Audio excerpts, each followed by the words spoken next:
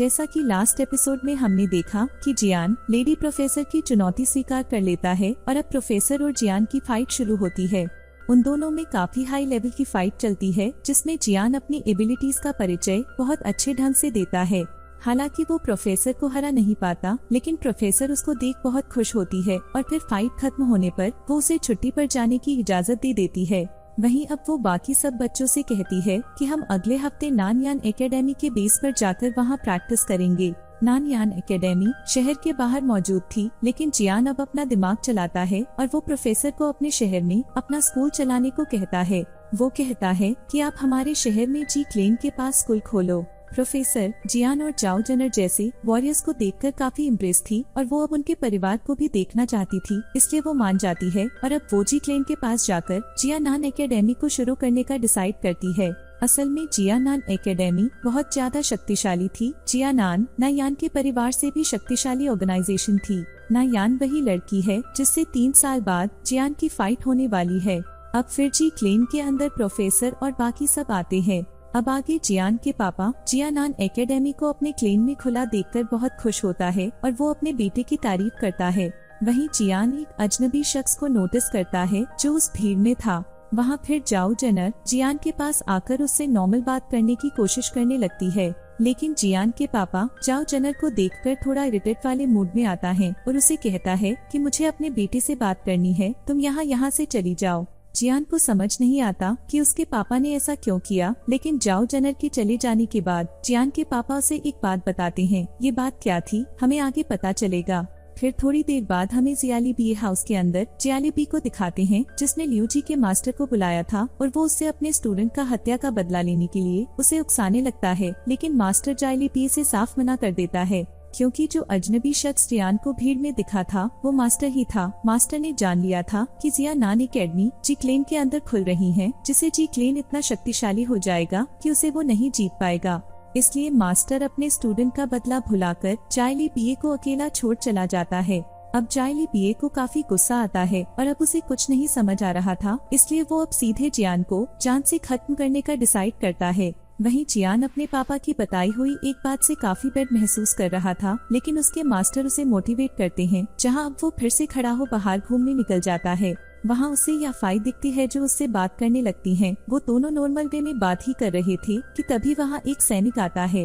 वो जियान को एक लेटर देता है। उस लेटर के अंदर जी जियान का मैसेज और उसकी एक ज्वेलरी थी। मुली ने जी जियान को किडनैप कर लिया है और वो जियान से हेल्प मांग रही है।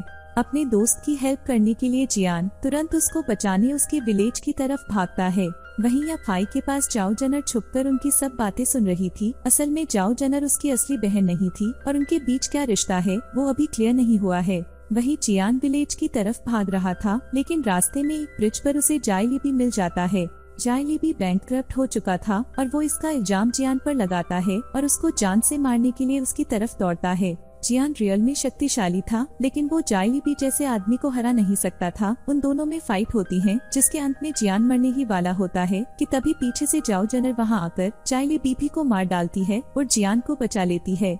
लेकिन तभी वहां का ब्रिज टूटने लगता है और फिर दोनों नीचे गिरने लगते हैं। वो गिरते ही जा रहे थे, लेकिन तभी जियान पर्पल विंग्स को खोलता है। उसके पास विंग्स आ जाते हैं और वो जाओ जनर को लेकर एक लंबी उड़ान भरता है। जाओ जनर उसकी इस टेक्निक पर उसकी तारीफ करती है, जिस पर जियान भी उसकी एक ही बार में जियालीबी को मारने की तारीफ करता है। वो दोनों बात ही कर रहे होते हैं कि तभी जियान उदास हो जाता है, क्योंकि उसे अपने पापा की कही बात याद आ जाती है। उसके पापा ने उसे कहा था कि जब तुम चाहते थे तब जाओ जनर के डैड उसे यहाँ छोड़ गए थे।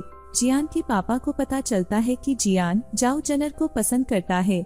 जाओ जनर के रियल डैड जब उसे यहाँ छोड़कर गए थे तब उनके पास कई सारे सीक्रेट्स थे। जाओ जनर एक ऐसी लड़की है जिसे समझना थोड़ा मुश्किल है। हालांकि जाओ जनर एक अच्छी लड़की है, लेकिन फिर भी जियान के पापा को अपने बेटे के लिए डर लगा रहता है। अब उड़ते उड़ते जियान ये बात बताने की कोशिश करता है कि उसके डैड ने ये सब कहा, लेकिन जाओ जनर उसको छूकर उसे खुद कहती हैं कि हाँ, मेरे पास कई सीक्रेट्स है जो मैं तुम्हें नहीं बता सकती, लेकिन तुम मेरे साथ इतनी समय से रह रहे हो, तुम्हें क्या लगता है मैं कैसी लड़की हूँ। जियान हमेशा से जाओ जनर को अच्छा मानता था, इसलिए उसको जाओ जनर पर यकीन था। वहीं दूसरी तरफ हमें फिर नायन को दिखाते हैं, जो पर्वत पर बैठकर ध्यान लगा रही थी। उसके पास एक पक्षी लेटर लेकर आता है और उसे पढ़ने पर वो बहुत ज्यादा गुस्सा हो जाती है। उसे पता चल जाता है कि जियान की प्रोग्रेस हो रही है, लेकिन वो किसी भी कीमत पर 3 साल बाद होने वाले मैच में हारना नहीं चाहती थी। इसलिए अब वो अपने आदमी से एक रिसेप्ट एरियर से अच्छी कल्टीवेटेड पिल लाने को कहती है, ताकि उसके खुद के लेवल जल्दी बढ़ सके और वो भी तैयारी कर सके आने वाले मुकाबले की।